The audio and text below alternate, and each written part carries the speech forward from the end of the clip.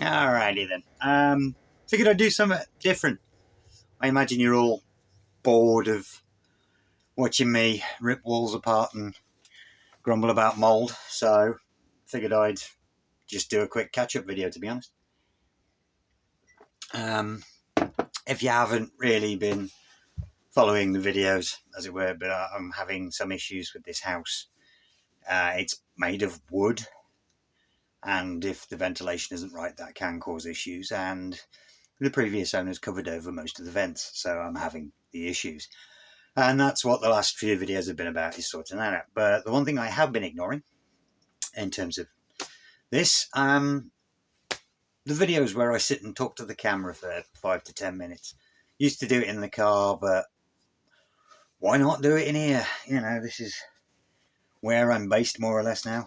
This is my bedroom now, in my style, as it were, with my stuff. So, yeah, all right, let's crack on. What have we got to talk about? Anyway, yeah, okay, so if you weren't aware, I have mentioned it in videos, but my father died September last year. So I've spent the last year or so sorting-ish that stuff out. But then in July of this year, my mother passed away as well. So then it was a mad panic to sort that out. Luckily, my brother took the brunt of the work on there. I was just there as labour to help find stuff and empty stuff like that. So I had roughly 9 months between the two passing. They'd been separated for decades, so it wasn't really like we were close. But after Dad passed, the rest of the family sort of came back into my life, as it were, and that included Mum, and then lost her. Like I said, about 9 months later. So that's not been a fun time. That then spurred me into making a start on getting this place right. We spent a good few weeks sorting Mum's stuff out, me and my brother, and we got the place empty and it's up for sale and stuff. But then I realised I'd been living for about 12 months in this place with basically untouched. All of his stuff was still where it was, and all of my stuff had accumulated as well.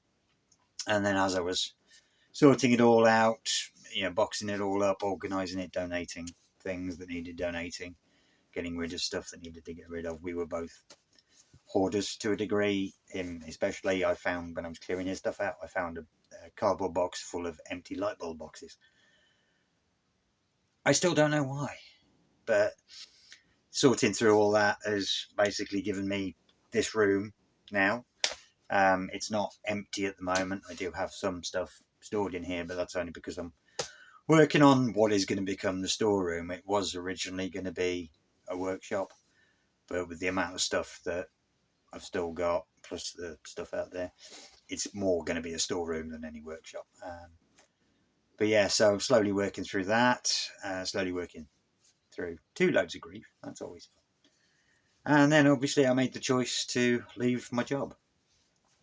Basically, between this place and Mum and the work that the job that I was doing as well, something had to give before I did, and it was getting close. There was a lot of work. I didn't have a spare moment to myself at all. My health had declined because I'd been eating badly and not exercising so much. So, something needed to go, and I ended up just giving up work for a little while. I always maintain I'm very lucky that I can afford to do that. My mental health was in decline, my physical health was in decline, and I could afford to just stop working.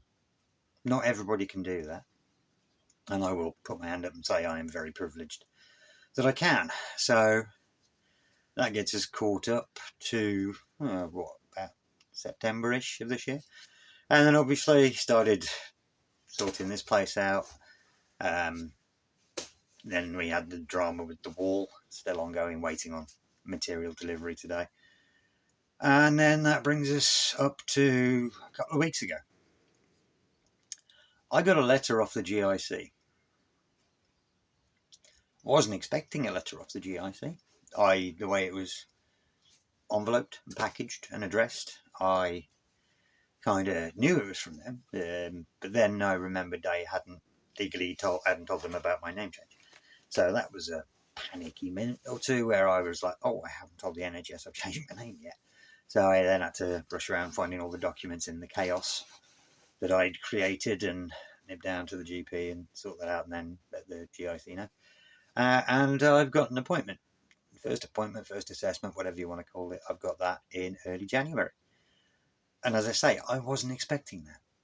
Because you see all the news and the Twitter, Blue Sky, all that stuff about how the gender clinics in the UK are in chaos, and at the average wait times, about a decade.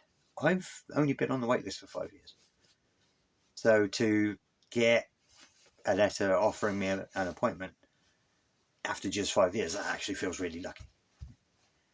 I feel really sort of I feel good that I got the appointment, but I'm not quite sure how I feel about the fact that I got an appointment. Yeah, because I waited 5 years for it, and I waited 5 years, and then suddenly it's like, yeah, you've got 45 days notice. Oh, okay. So yeah, I've been decorating. Yeah, so initially they wanted to give me a morning appointment, but it's like the centre that I've chosen is like a 2-hour drive. So I was like, if I go for a morning appointment, that means I've got to be awake up at 4, which means by the time I get to the appointment, I'm going to be grumpy. So I ended up, we chose an afternoon appointment. They did give me the options. Chose an afternoon appointment. Only delayed it by about 3-4 days, something like that. I don't know. Because obviously with the festive period in the way, it would have either been it's next week or it's a month away. I'd rather it be a month away. I've waited 5 years, another 40 days isn't going to hurt too much. I kind of know what I want from them. There's a lot of sort of stuff in here that I've got to work through, but I know the basics of what I want from the gender people. Prescription hormones, that's one, and then monitoring. That's basically where I want to be. Right, that's what I want from the start. After that, I still don't know. I still don't know how to term myself. Gender fluid, genderqueer, trans, whatever it might be. So I've still got a bit of working out to do, and hopefully that's something we can go through at the assessment. But yeah, in the meantime, I've gone on a bit of a crash diet-ish, just to try and get my health back in line. I've started exercising regularly, and between that and the work that I'm doing on the home, I'm active enough at the moment. Yeah, but other than that, I can't really think of anything outstanding. I've got Christmas with family. That'll be slightly less family now, but Christmas with family, and then we'll see what goes on from there. And I'm kind of not looking forward to that 2-hour journey because my car's not very comfortable. After about 40 minutes, it's not very comfortable. It's only a small little hatchback. So, we might think about getting. It's the wrong time of year to be upgrading a car, isn't it, really? It's the wrong time of year to be doing anything. I kick myself for this, but I had the option. I was umming and ahhing about leaving work back in May, June, somewhere around about that. And I should have done it then, because then that would have given me the summer months, basically, to get this place sorted. Instead, I thought I'd stick it out for what I could, and then ended up leaving work in September, and now I've got the winter months to sort this place out.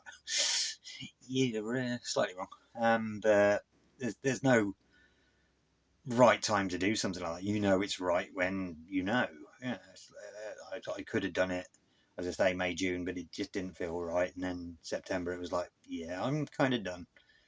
I need to drop something before something drops me. So yeah, we're getting there. Hairline, that's coming in a little bit. You won't be able to see it very well in this camera, and the fact that the dye is washing out.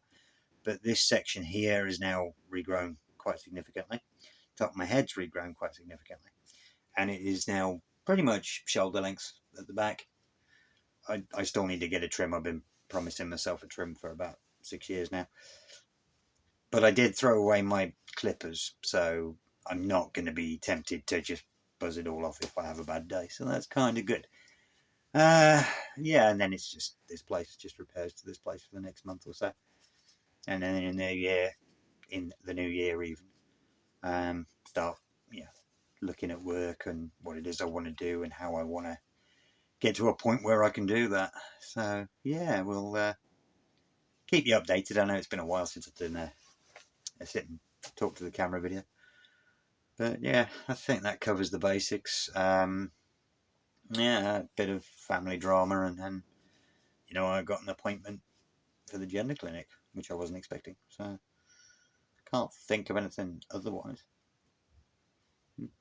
Anyway, hope you enjoyed this little ramble. I'm very, very close now. I'm about 8 subscribers off getting to 150, and I really wanted to get to 150 before the year was out. So if you're watching this and you're not subscribed, subscribed? Good grief. Who taught me to speak? Subscribed. Think about it. I don't like pushing it, but I'm so close to 150 now. I'm only a little channel, and it took me like 6 years to get to 100. I'd like to be able to get to 150 before the year's out. That'd be nice. And then, I might have something Nerf related to do. It might. Definitely have, but I'm not going to tell you what. So yeah, there will be a special at 150 subscribers. Ooh. But I've got to get there first. It could take another year. Anyway, that's enough whiffling, waffling, rambling, muttering. On the plus side, because I haven't got my hands over the microphone, you might actually be able to hear me this time. Right, that'll do. Again, like and subscribe if you like this sort of thing. I'm going to try and do more of these. And also, if you like the DIY content, if you like seeing the aftermath of me pulling plywood apart. But yeah. Anyway, if I don't see you before, have a good festive season, New Year, all that stuff. There will still be videos on the DIY, but whether we do this again, I don't know. Right, see you later. Ta-da.